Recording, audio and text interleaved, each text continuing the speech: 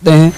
और जिस मोनू मानेसर को पकड़ना था आतंकवादी को और उसको आतंकवादी संगठन को, उसके बजाय पुलिस यहाँ रात में आती है 1 बजे रात में और यहाँ के उतरने लगती है धरना स्थल पर। लेकिन हम लोग तुरंत के तुरंत नारा शुरू कर देते हैं, हम धरने में बैठे रहते हैं कि नासिर के हत्यारों को फांसी दो, फांसी दो। तो वो सर, जब तक मेरी जान रहेगी और जब तक ये मेरा कपड़ा है ना, जब तक ये रहेगा, ये कफन तो बन सकता है लेकिन इंशाल्लाह इंसाफ लेके उठूंगा। क्योंकि जब हमने गोरों को भगा दिया तो ये अंधभक्त हैं और इन्होंने वायलेंस ऐसा फैला के रखा हिंदू मुस्लिम के नाम पे। 3% लोग हैं जिन्होंने हिंदू मुस्लिम का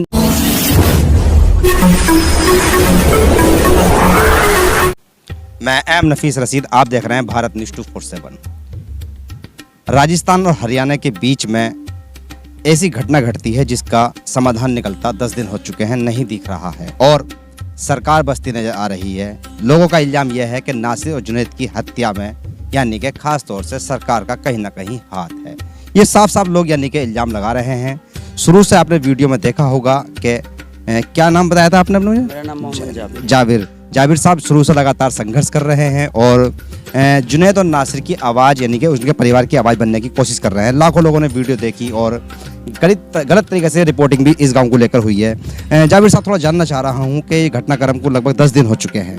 राजनीतिक फुल दिखाई दे रही है, राजनीतिक पार्टियां आ रही हैं, उनके नेता आ रहे हैं और बयानबाजी कर रहे हैं। क्या इनसे नासिर और जुनैद के परिवार को इंसाफ मिलता नजर आ रहा है आपको? सर, जिस तरीके से इंसाफ मिलने की हमें उम्मीद थी वो नहीं मिल रहा है। और दूसरी बात यह है कि सर, इसमें भेदभाव तो खुलेआम दिख रहा है। कहाँ दिखाई दे रहा है आपको? सर, इसलिए दिखाई दे रहा है कि देखो जी, अगर उदयपुर में कन्हैया की हत्या होती है तो सर गहलोत जी तुरंत के तुरंत मुलजिमों को मंगा लेते हैं दुबई से और उसके बाद में 51 लाख रुपए की उनके लिए नौकरी का वो भी कर देते हैं, नौकरी भी दे देते हैं सरकारी, दोनों बेटों को एक और 51 लाख रुपए या 1 करोड़ का मुआवजा भी दे देते हैं। लेकिन सर, जब नासिर और जुनैद का नंबर आता है तो 15 लाख रुपए की घोषणा होती है चिरंजीवी योजना का जो पैसा मिलता है। जाबिर भाई, आपका कहना यह है कि नासिर और जुनैद की हत्या पर यानी कि मुआवजा की और नौकरी की बात नहीं हो रही है, यानी भेदभाव हो रहा है। पर हमने बहुत सी रिपोर्टें की हैं, पहलू खान, अखलाक, बहुत आपको भी याद होगा, आपने भी मंच पे यानी कि बैनर लगा रखा है। तो इंसाफ तो किसी को भी नहीं मिला है। तो इस पर आप खाली जाबिर और क्या कहते हैं जाबिर भाई, आप क्या खाली नासिर और जुनैद के लिए इंसाफ की बात कर रहे हैं या सबके लिए भी कर रहे हैं? देखो जी, नासिर और जुनैद का मसला नहीं है, क्योंकि हमेशा हमें डराया गया है। और एक कुटावड़ गांव है, हरियाणा के अंदर आता है, पलवल डिस्ट्रिक्ट लगता है, तो उस गांव से कम 10 नौजवानों को मार दिया गया गोरक्षा के नाम पे। जबकि जी ये मेवात है, यहाँ बिरज मेवात भी कहा जाता है और मेवात एक हिंदू मुस्लिम यानी कि भाईचारे की एक मिसाल है।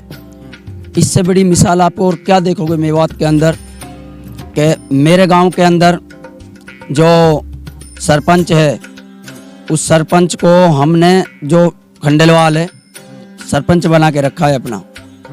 लेकिन उस खंडेलवाल को जब सरपंच बनाया तो सिर्फ बनियाओं का एक घर है और सारे मुस्लिम से हैं। अब आप ये बताइए, इससे बड़ी और क्या मिसाल हो सकती है भाईचारे की हिंदुस्तान के अंदर और मेवात के अंदर? लेकिन सर, फिर भी भेदभाव, यानी कि हमारे पास नोटिस भेज दिए जाते हैं और जिस मोनू मानेसर को पकड़ना था आतंकवादी को और उसको आतंकवादी संगठन को, उसके बजाय पुलिस यहाँ रात में आती है 1 बजे रात में और यहाँ के उतरने लगती है धरना स्थल पर। लेकिन हम लोग तुरंत के तुरंत नारा शुरू कर देते हैं, हम धरने में बैठे रहते हैं कि नासिर के हत्यारों को फांसी दो, फांसी दो। तो वो लोग यहाँ से देख के तुरंत रिटर्न हो जाते हैं गाँव में। फिर सुबह पुलिस आती है 8:30 या 9 बजे, उनको पता होता है कि यहाँ धरने में थोड़े आदमी होंगे, आके एक नोटिस थमाती है हाथ में और नोटिस थमाने के बाद में कहती है कि जाबिर जी साइन कीजिए। सर, मैं साइन किस चीज़ का करूं? मैं तो अपने घर पे बैठा हूं, मैं कहीं पत्थर फेंकने नहीं गया, मैंने कहीं फायर नहीं किया मोनू मानेसर की तरह, यानी कि पिस्टल लेके सरेआम घूमता है। मैं तो आराम से बैठा हूं, अपने भाइयों के लिए इंसाफ मांगा, यानी कि हम ही को मारा जाए और हम ही को कातिल कहा जाए। अरे दुश्मनों, अब तो इस देश को बचने दो, है? नासिर और जुनैद को तुम्हारी हुकूमत के अंदर जिंदा जलाया जाए, इससे बड़ा जुल्म और क्या करेगी ये सरकार? साहब, एक सवाल और बन रहा है कि जिस तरह से यह धरना प्रदर्शन हो रहा है, क्या लगता है आपको कि इस धरने से इंसाफ मिल जाएगा, आवाज़ उठ जाएगी आप लोगों की? क्योंकि यहाँ हम देख रहे हैं कि नेशनल मीडिया का तो कोई ताल्लुक ही नहीं है यहाँ आने का, और अगर हम कोई इक्का दुक्का आ भी रहा है तो बात करने वाले एक्टिविस्ट नहीं है, तो आप लोग कहाँ तक लड़ेंगे? सर जब तक मेरी जान रहेगी और जब तक ये मेरा कपड़ा है ना, जब तक ये रहेगा, ये कफन तो बन सकता है, लेकिन इंशाल्लाह इंसाफ लेके उठूंगा। क्योंकि जब हमने गोरों को भगा दिया तो ये अंध भगते हैं, और इन्होंने वायलेंस ऐसा फैला के रखा है हिंदू मुस्लिम के नाम पे। 3% लोग हैं जिन्होंने हिंदू मुस्लिम के नाम पे इस देश को बर्बाद कर रखा है। आज तो मेरा भाई मारा गया नासिर, आज तो मेरा भाई जुनैद मारा गया। अब से पहले 4 साल पहले 2017 में मेरा ही चाचा उमर मोहम्मद को नाड़ काट के फेंक दिया गया इसी राजस्थान के अंदर। लेकिन सर मैं पूछना चाहता हूँ, आखिर ये भेदभाव क्यों? फिर भी एक होता है कि चलिए, जैसे कि हरियाणा और राजस्थान, 2 सरकारों के बीच में यानी कि ये घटनाक्रम हुआ है 2 जगहों पर, 2 राज्यों में। और राजस्थान का तो मुझे मालूम हुआ कि भाई चाहे अंदर के रास्ते से आपका सहयोग किया जा रहा है, हरियाणा सरकार सहयोग नहीं कर रही है, तो आप केंद्र का दरवाजा क्यों नहीं खटखटा रहे, जंतर मंतर पर धरना क्यों नहीं दे रहे? या सारे जितने भी आपके मुस्लिम लीडर हैं या दलित लीडर हैं, क्योंकि मैंने बैनर पे पढ़ा है आपके कि दलित और आदिवासी व मुस्लिम, तो आप इन लोगों को इकट्ठा करके जंतर मंतर क्यों नहीं पहुंचते हैं? सर जंतर मंतर की बात यह है कि अभी जो हमारा धरना ये चल रहा है, अभी इसको पुलिस उठाने में लगी है, डंडे मारने में लगी है हमें, लेकिन हम पुलिस से उठने वाले नहीं हैं, हमारी जान जा सकती है। रहा मसला इस चीज़ का कि जंतर मंतर का, अगर सरकार सुनवाई नहीं करती है तो इंशाल्लाह हम कॉल देंगे, चाहे कोई भी सत्ता पार्टी का लोग हो, पार्टी अलग अलग हो सकती है, आपस में वैचारिक मतभेद हो सकते हैं, अगर हिंदुस्तानी है और इंसान है, उसके अंदर इंसानियत है, वो इंडियन है, हकीकत में भारत का नागरिक है, तो वो जंतर मंतर पर एक कॉल में सारा इकट्ठा होकर आएगा, सारे मतभेदों को छोड़ के। क्योंकि इंशाल्लाह जल्दी ही हम एक कॉल देंगे, सरकार को जंतर मंतर जाएंगे और इंशाल्लाह अपनी मांग को रखेंगे। 10 दिन हो चुके हैं पर हमें कोई ऐसा मौजूद नज़र आया नहीं कि भाई आप लोगों ने कोई कमेटी बनाई हो, या किसी एक ऐसे, एक तरह से कहा जाता है कि कोई मशवरा करने के बाद में आप लोग इकट्ठा हुए हों कि भाई कौन लड़ेगा, कौन आगे जाएगा, कौन पैसा इकट्ठा करेगा, क्योंकि लड़ाई लड़ने के लिए हर चीज़ का इंतजाम करना पड़ता है, तो आप लोगों ने तो ऐसा भी नहीं किया है। देखो जी, हमारी जो कमेटी है 10-12 आदमियों की, उस कमेटी के खिलाफ तो वारंट जारी कर दिया। हमारे सदर साहब है मौलाना हनीफ साहब, वो हमारे जिम्मेदार हैं। हमें पैसे की ज़रूरत नहीं है किसी से, हम भीख मांग सकते हैं लेकिन हम दलाली नहीं कर सकते, ना हमारा यहाँ किसी सत्ता के हिसाब से, ये राजनीतिक हिसाब से ये धरना है। नहीं कह रहा, पर फिर भी आपके बहुत सारे संगठन हैं जो मुस्लिम संगठन के नाम पर चल रहे हैं, जमात उलमा हिंद है, जमात इस्लामिया है, वक्फ बोर्ड है, तो ये भी तो आप लोगों के लिए खर्च कर सकते हैं, इनके पास तो बहुत पहले से पैसा है।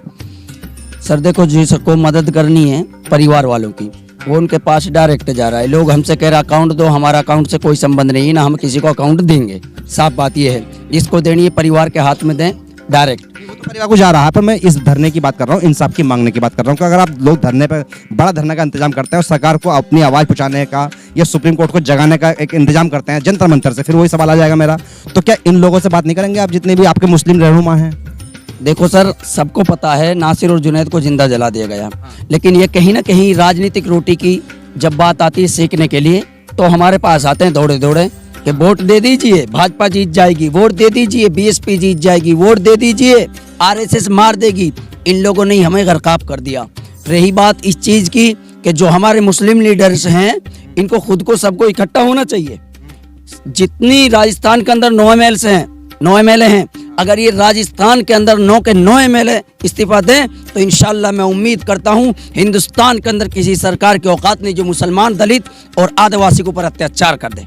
शुक्रिया बात करने के लिए जाविर, जो कि लगातार शुरू से ही संघर्ष कर रहे हैं और मांग भी ये कर रहे हैं कि भाई किसी तरीके से भी अगर इस तरह की हत्याएं होती हैं तो उन हत्याओं पर लगाम कैसे लगाई जाए, और सरकार को जगाने के लिए हो सकता है जिस तरह से इन्होंने छोटे से अपने अंदाज में कह दिया है कि भाई अपने आप जागें, वो रहनुमा जो मुस्लिम होने का दावा करते हैं और मुस्लिमों के रहनुमा होने का दावा करते हैं। अब इंतजार इस बात का रहेगा कि जो दावा कर रहे हैं वो बड़ी तैयारी करते क्यों नहीं है, क्योंकि अब नासिर और जुनैद का नंबर लगा है, इसके अगला नंबर किसका होगा ये वक्त बताएगा। मैं एम नफीस रशीद, आप देख रहे थे भारत न्यूज़ 247।